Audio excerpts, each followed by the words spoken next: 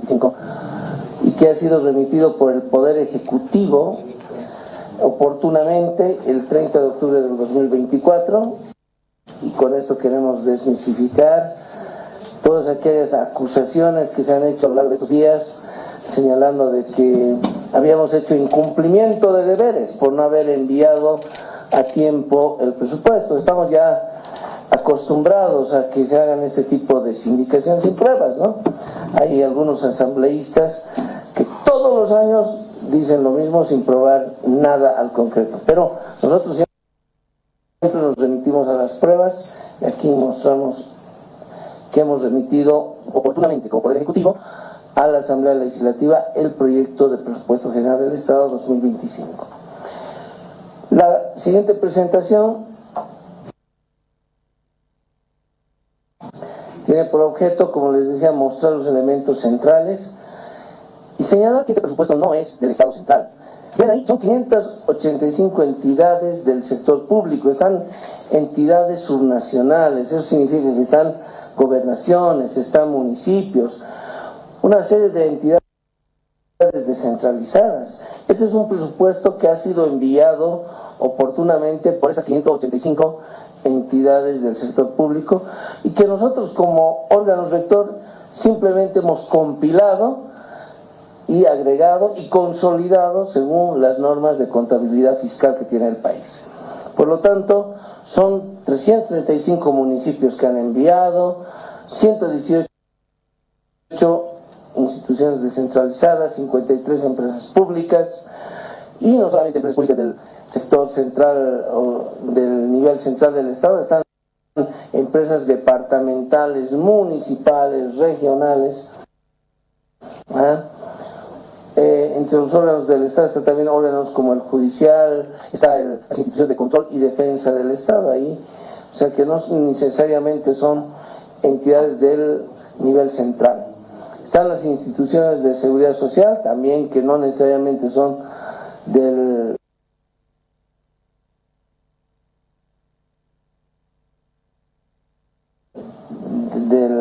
las entidades centralizadas, universidades públicas, gobernaciones, GAIOCS, están los gobiernos autónomos regionales como de Gran Chaco y otras instituciones financieras. Este es el presupuesto de los bolivianos, no del nivel central del Estado, como aquello decía algún senador en algún programa de radio, ¿no? Y también lo que vamos a mostrar es que muchos de estos recursos van a las regiones, no se quedan en la Plaza Murillo o en la Casa Grande, sino que se distribuyen a lo largo y ancho de todo el país. ¿Cuáles son los objetivos del PGE? Vamos a señalarlos, los principales supuestos macro, los elementos centrales de nuestro presupuesto general, que es el presupuesto agregado, consolidado, tanto el presupuesto de ingresos, de recursos, como el de gastos, de inversión pública, el gasto sectorial, bonos sociales, pensiones y subsidios, los recursos de las entidades subnacionales, las territorios autónomas y también de las universidades. ¿Cuáles son los objetivos centrales de nuestro PGE? Tenemos ahí 7 objetivos importantes. El primero y el más importante, que va con la línea del presidente Luis Arce, es siempre potenciar el aparato productivo industrial para la generación de ingresos, mejora de la productividad y el rendimiento en los distintos sectores de la economía. Segundo, reafirmar la política de acceso y gratuito a la educación y a la salud, la política redistributiva. Siempre potenciar a los sectores mineros. Hidrocarburos Bolivia siempre ha sido desde su inicio como país, un país minero, de vocación minera, siempre a través de estas inversiones estratégicas y desarrollo tecnológico. También está la profundización del proceso de industrialización con sustitución de importaciones, la priorización de recursos para la subvención de alimentos esenciales y los hidrocarburos, garantizar la estabilidad macro y social de las finanzas públicas y continuar con la implementación de políticas sociales que busquen la equidad y la igualdad en la distribución de los recursos y disminución de la pobreza. ¿Cuáles son los principales supuestos? Una tasa de crecimiento del 3,51%, una tasa de inflación del 7,5%, inversión pública de 4.024 millones de dólares un resultado fiscal de menos 9,20 y un tipo de cambio con una variación de más o menos 10%. En relación a la tasa de crecimiento, habría que señalar que cuando nosotros hacemos nuestras estimaciones, las vamos haciendo entre el mes de junio y agosto, y ustedes verán que, por ejemplo, para la previsión que se hizo para el PG 24, esto se hizo en 2023, y nadie contaba con que el levismo iba a causar por más de un mes y medio una paralización de la economía nacional con los... O sea, tenemos que contar que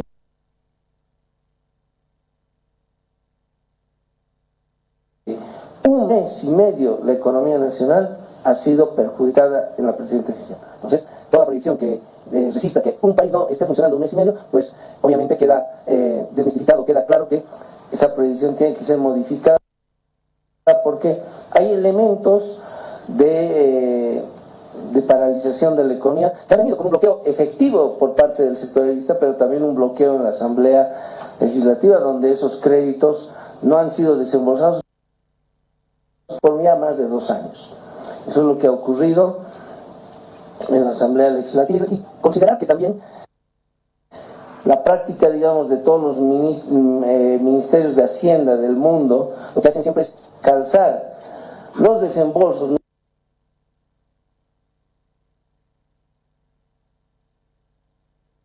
nuevos de deuda con el pago del servicio de la deuda. Es una práctica habitual de todos los ministerios de Hacienda o de Economía del mundo. Nosotros no hemos contado con eso, pero hemos pagado realmente el servicio de la deuda. Con mucho esfuerzo.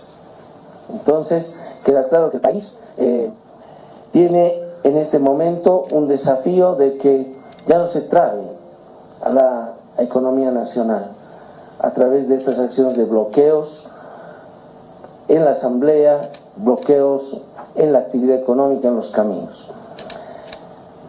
Presionamos una tasa de inflación de 7,5%, una proyección.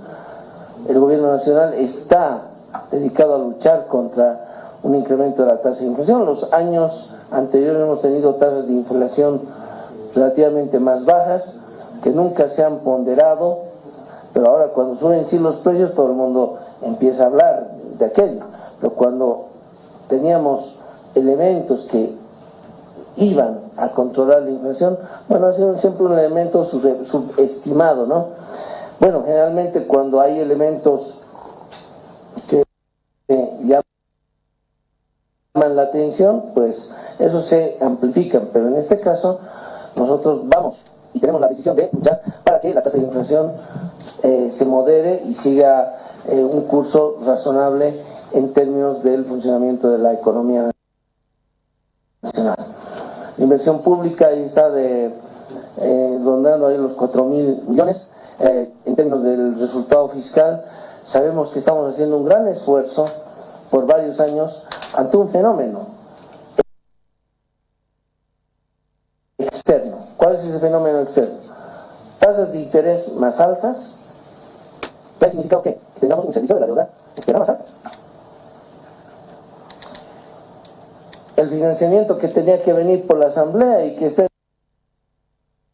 en todos los presupuestos de todos los años no se pueden cumplir porque está cambiada el desembolso de esos recursos al Tesoro General y para los proyectos. Entonces la pregunta es: ¿de dónde se financia si no se cumple ese desembolso que tenía y estaba presupuestado y estaba programado para que funcione todos los proyectos? Hemos tenido que financiarlo internamente, porque el financiamiento externo no ha llegado, no porque los organismos multilaterales nos hayan llegado, sino por una decisión política de la oposición, tanto vista como de las otras coaliciones que han tabeado el desembolso de estos recursos.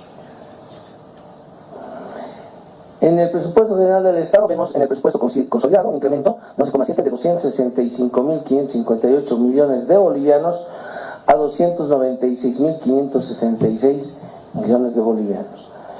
Y en el presupuesto agregado de 340.318 millones de bolivianos a 369.051 millones de bolivianos en la diferencia del año 24 con el año 25.